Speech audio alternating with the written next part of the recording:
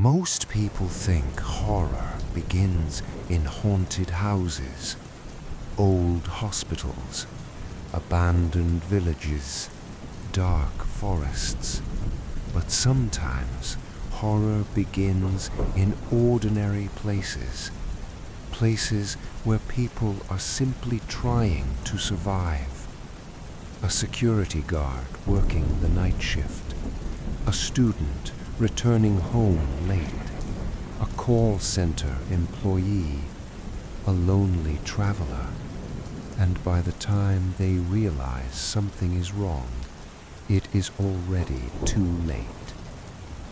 Tonight, I'm going to tell you 7 disturbing stories. Stories about things that should not exist. Things seen after midnight. Things that followed people home. And if you are alone right now, make sure your door is locked, because some stories don't like being heard.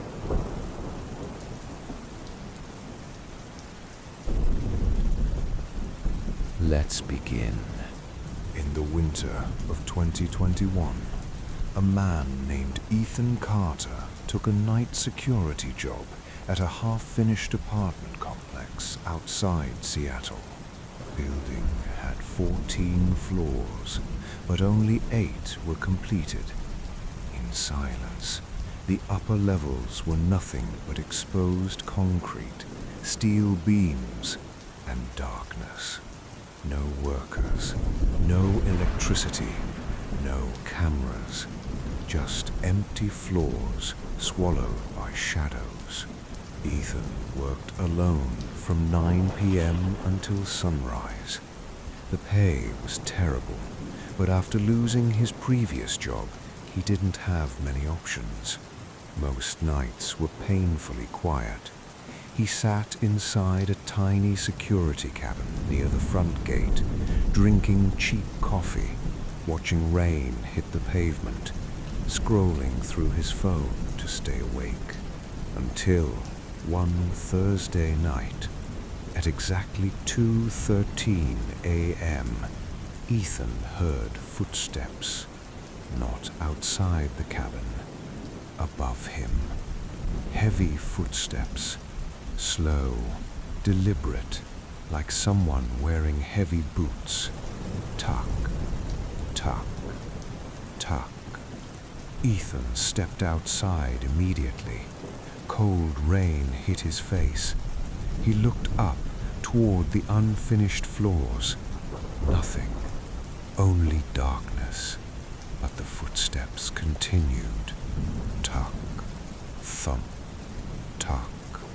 At first, Ethan assumed a homeless person had somehow entered the building. It happened occasionally.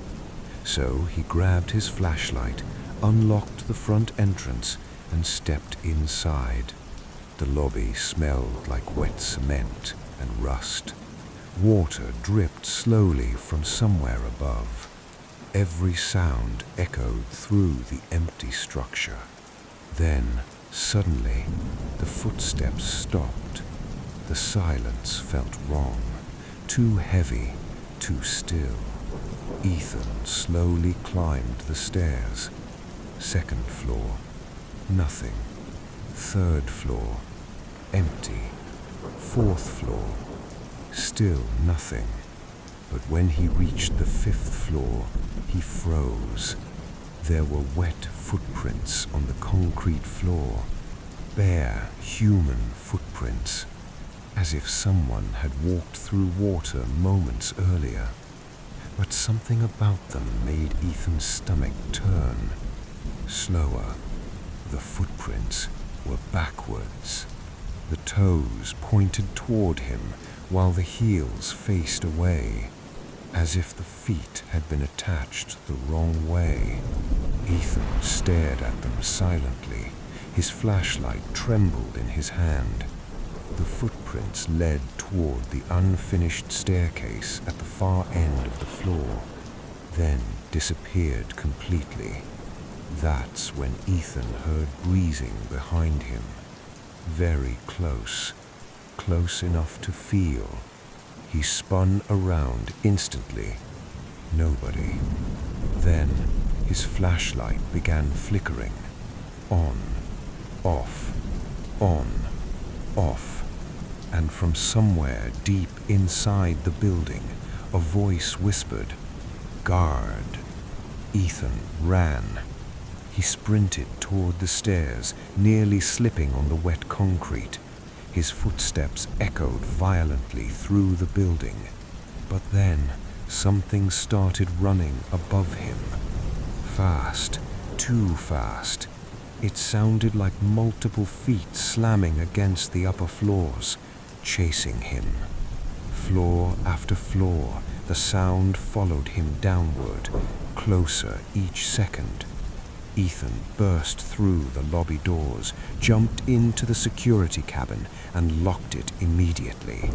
His hands shook uncontrollably. Rain hammered the windows. Then, slowly, he looked back toward the building and saw someone standing on the 8th floor. A tall black figure, perfectly still, no face, no movement, just watching him. Ethan didn't move for the rest of the night. He sat frozen inside that cabin until sunrise. Years later, another security guard reportedly disappeared from the same construction site, but all police found was his flashlight, still turned on, pointing toward the staircase. Listen carefully to the words that are about to be spoken. Story 2. The Last Train. A 22-year-old college student named Emily Harper used to take the subway home every night after classes in downtown Chicago. Most nights were crowded, loud, normal. But one winter evening, after staying late for a group project, Emily missed her usual train. The next one arriving was the final train of the night, 11:47 p.m. The platform was nearly empty. Cold wind moved through the underground station. Fluorescent lights buzzed overhead. When the train finally arrived, the doors opened with a long metallic screech. Emily stepped inside. The subway car was almost empty, only 4 other passengers. Then an old man asleep near the far corner, a woman staring silently out the window, a teenage boy wearing headphones, and then one man sitting directly across from her. Gray hoodie, pale skin, completely motionless. At first, Emily ignored him. She put on her headphones and checked her phone. No signal underground. But after a few minutes, she noticed something disturbing. Every time the train entered a tunnel, the man smiled. Not a normal smile, a wide, unnatural smile, too wide for a human face. Then, as soon as the train exited the darkness, his expression returned to normal, her heartbeat rising slowly. Emily felt uneasy, but tried convincing herself she was imagining things. The train stopped at the next station. The old man stepped out. 2 stops later, the woman left too. Now only Emily, the teenager, and the smiling man remained. The subway doors shut again. The train moved forward, then entered another tunnel. Silence.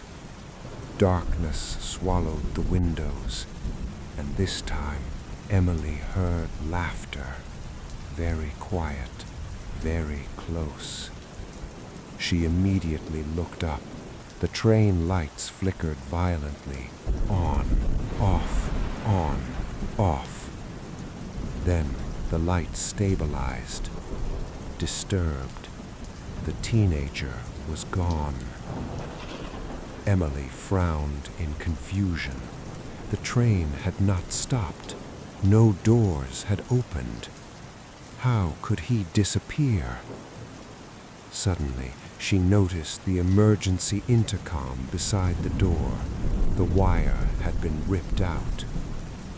That's when the subway lights shut off completely. Pitch black. Silence. Emily's breathing became shaky. The sound of the moving train echoed through the car, metal screeching against tracks. Then, footsteps. Slow footsteps approaching through the darkness, dragging slightly, closer, closer. And then a whisper near her ear, "You shouldn't travel alone." Emily screamed. The lights instantly returned. Heavy breathing. Nobody stood beside her. But the man in the gray hoodie was no longer across from her. He was now sitting directly next to her, still smiling. Emily jumped up immediately and ran into the next subway car. Empty. Then pushed through another door. Still empty. Every car behind it completely deserted, except for him. Each time she looked back, the man appeared closer, without walking, without making a sound. One car away, then only a few feet behind her, his smile growing wider each time. Emily started crying as she forced herself towards the final subway car. The lights flickered again. Then, suddenly, the train stopped. A metallic screech. The doors opened slowly. Emily ran onto the empty platform, screaming for help. A security officer rushed towards her. She kept repeating the same sentence over and over again. There was someone on the train. Security checked the surveillance footage later that night. But according to the cameras, Emily had entered the subway completely alone. There was no old man, no teenager, no woman, and no man in the gray hoodie. Only Emily, running through empty subway cars, terrified of something nobody else could see. Story 3, Room 307. In the fall of 2018, a traveling salesman named Daniel Brooks checked into a small roadside hotel outside Aspen, Colorado. It was nearly midnight when he arrived. Snow fell heavily outside. The roads were almost impossible to see. Daniel had been driving for nearly 8 hours straight. He was exhausted. The hotel itself looked old, very old. Dim yellow lights glowed behind dusty windows. The wooden sign outside creaked slowly in the wind, and the parking lot was completely empty. When Daniel entered the lobby, a single receptionist sat behind the counter reading a newspaper, an elderly woman with tired eyes. She barely looked up as Daniel approached. "Checking in?" she asked quietly. Daniel nodded. She handed him an old metal key, room 307. But before he walked away, the receptionist suddenly spoke again. "If you hear knocking tonight, do not open the door." Daniel gave an awkward laugh. He assumed it was some strange attempt at humor, maybe a local ghost story for tourists. The woman didn't smile back. Silence. Daniel walked upstairs alone. The hallway lights flickered weakly overhead. The wooden floor creaked beneath every step. When he reached room 307, he noticed something strange. The paint around the door looked scratched, almost clawed. But Daniel ignored it. He unlocked the room, threw his bag onto the bed, and collapsed immediately. At around 1:52 a.m., Daniel woke up suddenly. The room felt freezing cold, far colder than before. His phone showed no signal, no internet, nothing. Then, exactly at 2 a.m., someone knocked on the door. Knock. Knock. Knock. 3 slow knocks, perfectly spaced apart. Daniel sat upright in bed, listening carefully. Another knock came, louder this time. Knock. Knock. Knock. Daniel's heartbeat climbed up slowly. Daniel climbed out of bed and walked toward the door. The hallway light beneath the door flickered faintly. He leaned toward the peephole. Silence. Nothing. The hallway appeared empty. Then he noticed something at the bottom corner of the peephole. A pair of bare feet standing directly outside the door, motionless. The skin looked unnaturally pale, almost gray. Daniel stepped back slowly. His heartbeat began speeding up. Then a woman's voice spoke softly from the hallway.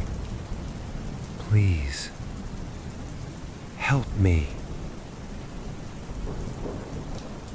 Daniel hesitated. The voice sounded terrified, weak, human. "I think someone followed me."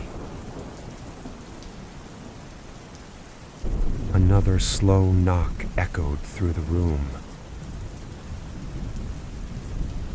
Daniel reached for the door handle instinctively, but something felt wrong, very wrong. Then, suddenly, the woman's voice changed. "Open the door." The room lights flickered violently, on, off, on, off. The knocking became aggressive. Bang, bang, bang. The door handle slowly turned. Daniel stumbled backward immediately. He grabbed a chair and shoved it against the door. The banging continued, harder now, violent enough to shake the walls. Then suddenly, everything stopped. Silence. No knocking, no voice, nothing. Only silence.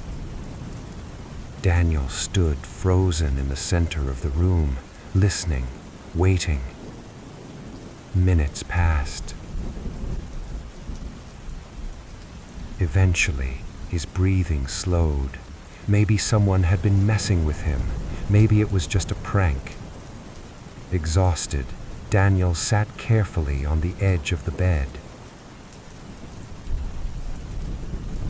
Then he heard breathing. inside the room. Not his own breathing. Something breathing slowly behind him, close enough to hear clearly. Daniel turned around. Wet footprints covered the floor, leading toward the bathroom. The bathroom door slowly creaked open by itself. Darkness filled the doorway. Then a pale face slowly emerged from the shadows, smiling. Its eyes completely black, unmoving, watching him. Heavy breathing. Daniel screamed and stumbled backward. The room lights exploded into darkness. Then everything went silent. The next morning, hotel staff found Daniel unconscious beside the door to room 307. His face was pale with terror, and the chair remained shoved tightly against the entrance. Daniel checked out immediately after waking up. Before leaving, he asked the receptionist one final question. What happened in room 307? The old woman stared at him silently for several seconds, then finally answered. A woman died there 3 years ago. She spent hours begging for someone to open the door. If you are still listening, comment the word awake and tell me which story disturbed you the most so far. But don't leave this video halfway, because the next story is the reason I stopped taking late-night cab rides. Story 4. The Cab Driver. In the summer of 2022, a software engineer named Ryan Miller left his office building in downtown Houston just after 1:30 in the morning. The city streets were nearly empty. Rain poured heavily across the roads. Streetlights reflected off the wet pavement like broken glass. Ryan had been working overtime for almost 12 hours straight. He was exhausted, barely awake. So, instead of driving home himself, he booked a ride-share. The car accepted almost immediately. White sedan, arriving in 2 minutes. Ryan stepped under the awning outside his office building and waited. The rain grew louder. Thunder rolled somewhere in the distance. Then, the car arrived. A white Ford Taurus slowly pulled up beside the curb. The windows were tinted dark. The engine idled quietly. Ryan opened the back door and climbed inside. The interior smelled damp, like wet soil after rain. The driver never greeted him, never looked back. Only a small light from the dashboard illuminated the cabin, enough for Ryan to see the driver's silhouette. Tall, thin, motionless. Ryan quietly gave his address. No response. The car pulled away from the curb. Silence. At first, everything felt normal. The windshield wipers moved rhythmically across the glass. Rain hammered the roof. Streetlights passed overhead. But after about 10 minutes, Ryan noticed something strange. The route looked unfamiliar. He pulled out his phone and checked the map. The driver had left the highway completely. Now they were moving through isolated back roads outside the city, dark roads Ryan had never seen before. "Hey," slightly nervous, "I think you missed the turn." The driver said nothing, didn't react, didn't move. Ryan sat forward slightly. "Sir?" Still nothing. Silence. Then, slowly, the driver lifted one hand and pointed toward the rearview mirror. Ryan looked up instinctively and felt his stomach drop. There was no reflection of the driver. The steering wheel moved on its own. The empty driver's seat faced forward while invisible hands guided the car through the rain. Ryan froze completely. His pulse thundered in his ears. Then the driver finally spoke. Low, raspy whisper. "She still rides with me." Ryan's breathing became shaky. "What?" The driver's voice sounded dry, almost lifeless.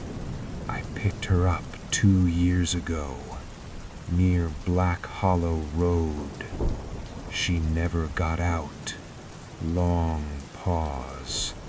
Ryan slowly looked beside him. Silence. At first, the seat appeared empty. Then he noticed something hanging over the edge. Long black hair, wet. A few strands moved slightly, as if someone invisible was sitting there breathing. Heartbeat rising. The smell inside the car became stronger. Wet dirt, rotting leaves. Ryan immediately grabbed the door handle.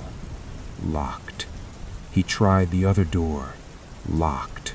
Sudden tension. The windows slowly began fogging from the inside. Ryan wiped the glass beside him with trembling fingers. Words appeared through the condensation. "Don't look at her." Ryan stared at the message in horror.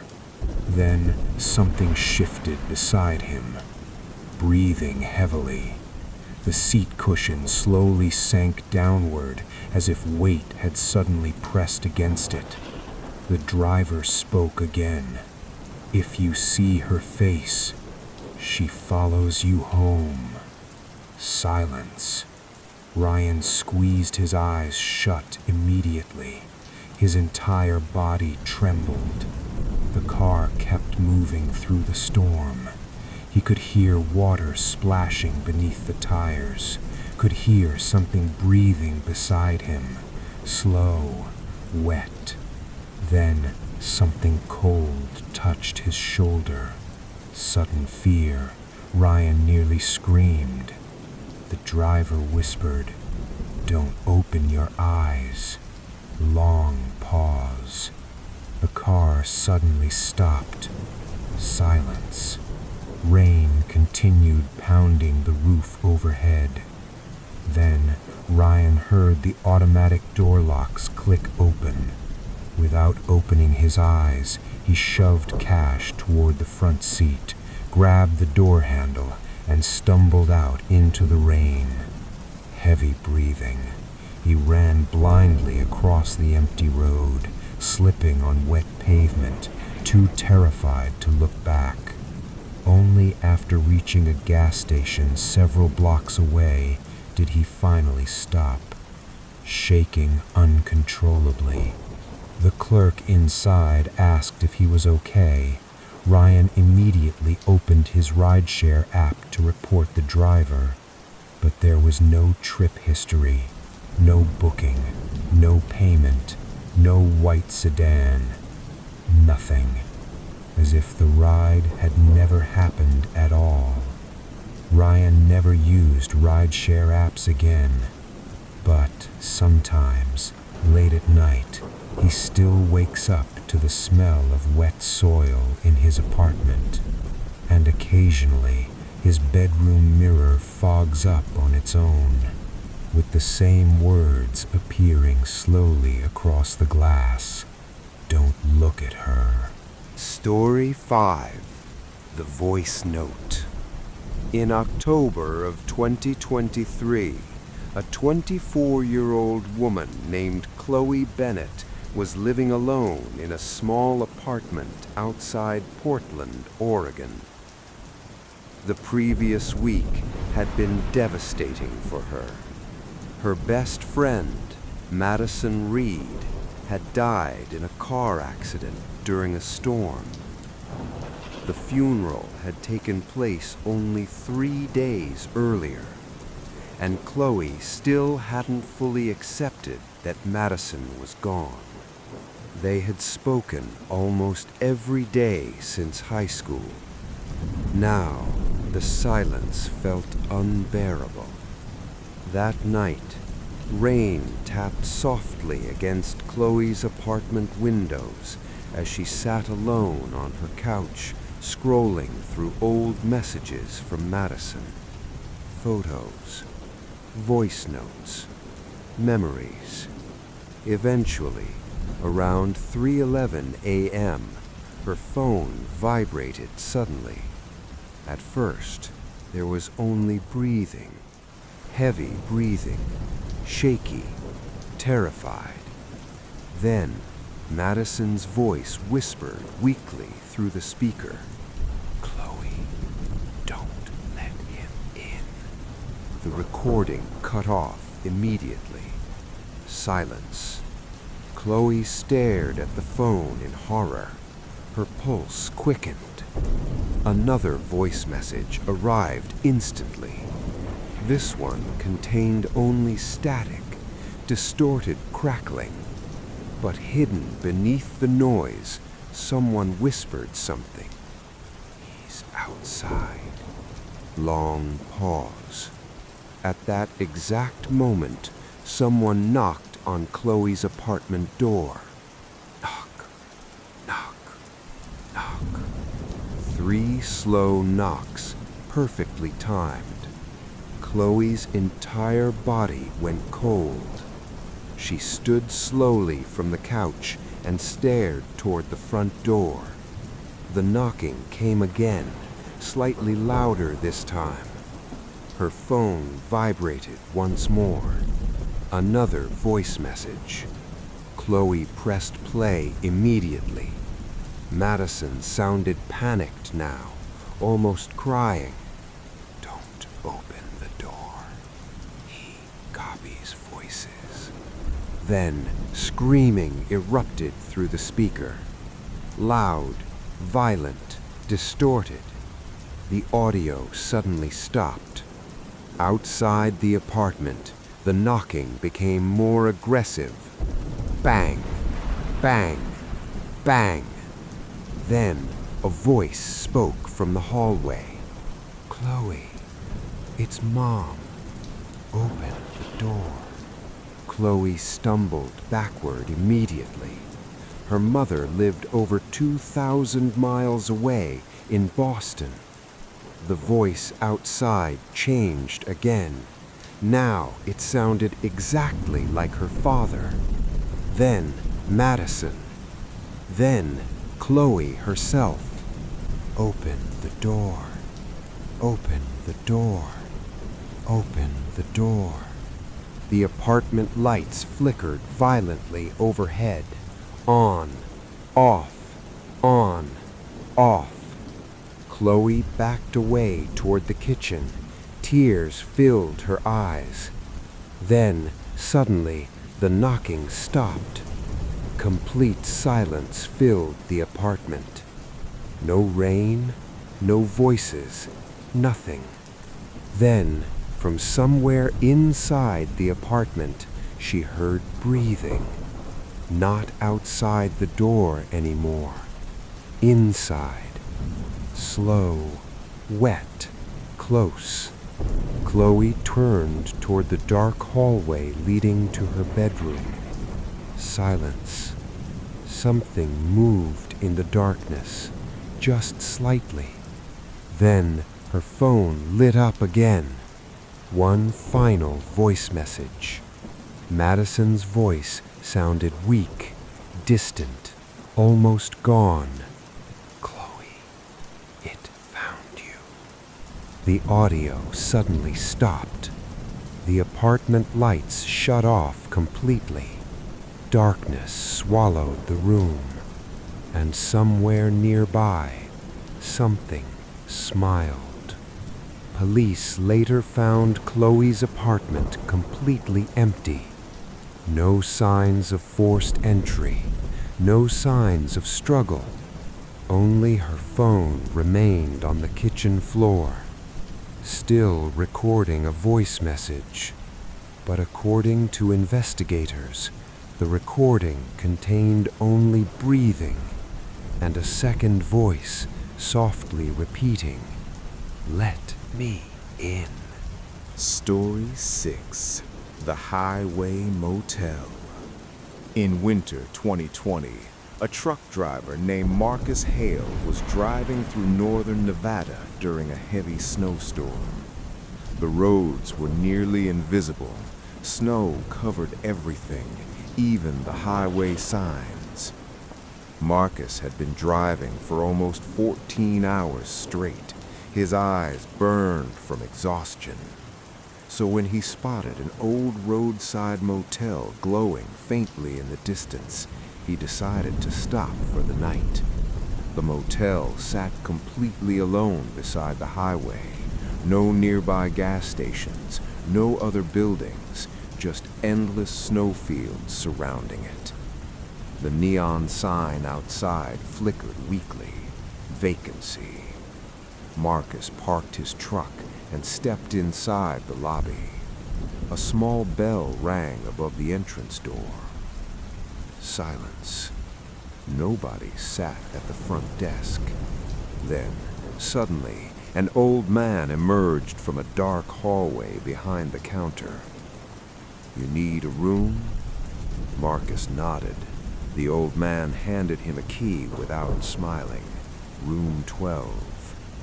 As Marcus turned to leave, the old man spoke again.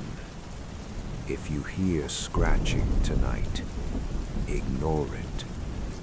Marcus frowned slightly, but said nothing. His room smelled old, like damp carpet and cigarette smoke. A single lamp illuminated the room with weak yellow light. Snow tapped softly against the window. Marcus locked the door, collapsed onto the bed, and fell asleep almost instantly. Silence. At around 3:04 a.m., he woke suddenly. Scratching. Slow, scratching sounds coming from inside the wall beside the bed. Scratch. Scratch. Scratch. Marcus sat upright immediately. The sound continued, slow, steady, almost deliberate. At first, he assumed there was an animal trapped inside the wall, maybe rats. But then, the scratching moved. It traveled across the wall, toward the ceiling. Then, above him, silence. Marcus stared upward. The scratching continued directly overhead now, moving slowly across the ceiling. Then suddenly, it stopped. Long silence. Marcus exhaled shakily. Then something whispered above him, "Don't look up." Marcus froze instantly, his entire body locked in place. Slowly, very slowly, he looked toward the ceiling. Silence. Nothing. Then, water dripped on his forehead. Marcus touched it instinctively. It wasn't water. It was warm. Another drop landed beside him, upward. A woman crawled directly above him on the ceiling, her limbs bent unnaturally backward, Her mouth hung open, impossibly wide. Dark liquid dripped from her face onto the bed below. And her eyes were completely white. Marcus screamed and stumbled backward off the bed. The lamp shattered against the floor. Darkness filled the room instantly.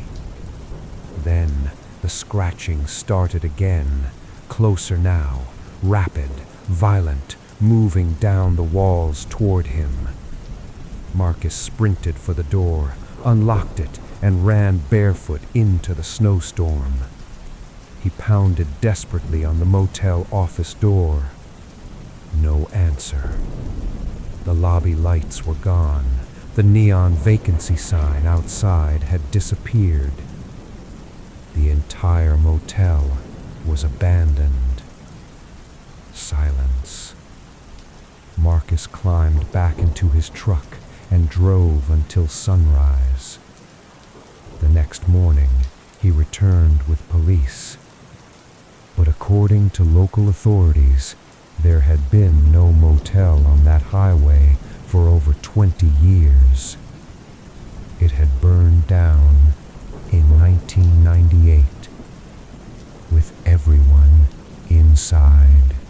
Story 7. The Babysitter. In the mid-summer of 2021, an 18-year-old babysitter named Olivia Turner accepted a last-minute job in a wealthy neighborhood outside Boston. The family needed someone to watch their 8-year-old son for the night. The pay was excellent, almost too good. When Olivia arrived, the parents seemed strangely nervous, especially the mother. Before leaving, she grabbed Olivia's arm tightly and said, "If Ethan tells you someone is watching him, don't encourage it." Olivia forced an awkward smile and nodded, assuming the child simply had an active imagination. The parents left around 9 p.m. The house became silent almost immediately. Large, empty hallways, expensive furniture, dim lighting. But Ethan sat quietly in the living room, watching cartoons. He barely spoke. Eventually, Olivia asked if he wanted a bedtime story. The boy nodded slowly. She walked him upstairs to his bedroom. As she tucked him into bed, Ethan suddenly whispered, "He's angry tonight." Olivia paused. "Who is?" The boy looked slowly toward his closet. "The tall man." Olivia laughed nervously. "There's nobody in your closet." But Ethan didn't smile. "He only comes after midnight." Olivia closed the closet door firmly, then switched on the nightlight beside Ethan's bed. "Try to sleep, okay?" The boy grabbed her wrist suddenly. "If you hear tapping, don't look at the window." Olivia left the room feeling uncomfortable. Downstairs, she turned on the television to distract herself. Rain tapped softly against the windows outside. Hours passed quietly. Then, at exactly midnight, the power went out. Silence. The entire house fell into darkness. Olivia grabbed her phone flashlight immediately. Then she heard tapping. Tap. Tap. Tap. Coming from the upstairs window. Olivia froze. Ethan's warning echoed in her mind. The tapping continued, slow, patient. Against every instinct, she looked up toward the second-floor hallway window. A pale face stared back at her from outside. Tall, bald, smiling unnaturally wide. Its head tilted slowly sideways, still smiling. Olivia stumbled backward in terror. Then footsteps exploded upstairs, heavy footsteps running across the hallway. Ethan screamed from his bedroom. Olivia ran upstairs immediately. The child's bedroom door slammed shut just before she reached it. She grabbed the handle, locked. Inside the room, something moved rapidly. Furniture crashed violently. Ethan screamed again. Then, suddenly, silence. Olivia pounded on the door desperately. Ethan. No answer. Then, slowly, the closet door inside the room creaked open. A deep voice whispered from inside. He saw me. The bedroom lights suddenly turned back on. The door unlocked by itself. Olivia pushed it open carefully. Silence. The room was empty. No Ethan. No movement. Nothing. Only the closet remained slightly open, and inside, someone was breathing. Some people believe horror stories are fictional, just entertainment, just imagination. But every story begins somewhere. A real place, a real person, a real fear. So tonight, before you sleep, before you turn off your lights, before you check your phone one last time, ask yourself something. If something knocked on your door at 3 a.m., would you open it?